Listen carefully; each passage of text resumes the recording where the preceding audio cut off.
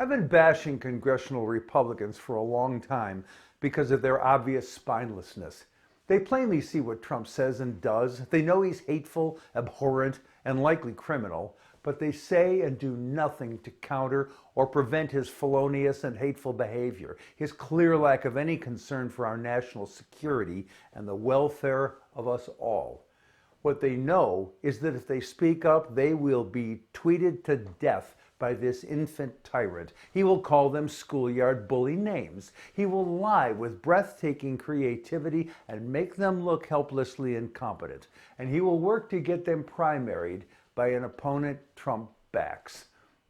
All of which is to say that any Republican who crosses Trump is likely to lose their job. And they knuckle under because they care more about their careers than they do about the Constitution. They're focused on keeping their jobs instead of honoring their oath of office. Their immediate benefit is more important than doing what is right for our country. So instead of putting starch in their spines and doing what they know to be the right thing, they take the self-serving coward's way. That is why I've been burning congressional Republicans. What I've failed to see for so long is the spinelessness of congressional Democrats. Robert Mueller put 10 cases of Trump's obstruction of justice in their lap, and all they could do was to wag tongues about them. Trump's shakedown of every visiting foreign dignitary, getting them to use Trump's hotels, has received the same useless inattention. There's more, of course, and we're not just talking about emoluments or grossly undignified behavior. Some of this stuff is blatantly criminal. Where is the courage of the Democrats to do more than wail, "Ain't it awful?" Now at last there's an impeachment inquiry afoot.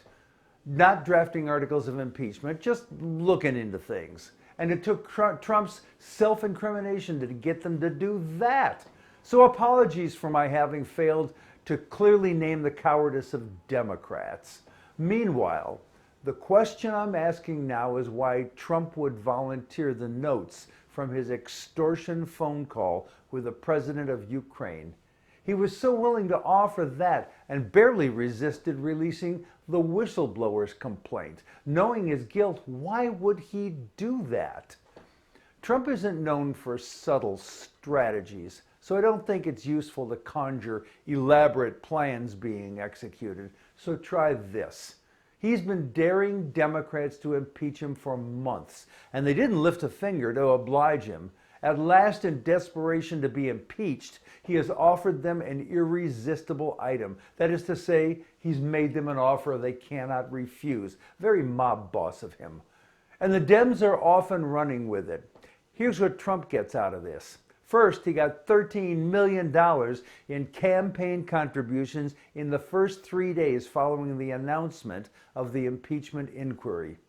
Very lucrative for Trump. He likes that. And he gets months of self-righteous whining that he's a victim of the horrible, dishonest, un-American Democrats. He will spend months invoking the words of himself to rally his people around him in their shared victimhood, calling on all true Americans to join them to make America great again, not the soft, whiny land of coastal elites.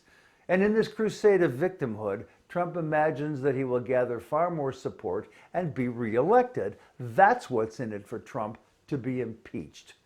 Bear in mind that leaving office is not an option for Trump because he will immediately be indicted for tax fraud, money laundering, and the rest by both the federal government and several state governments, maybe the city of New York too.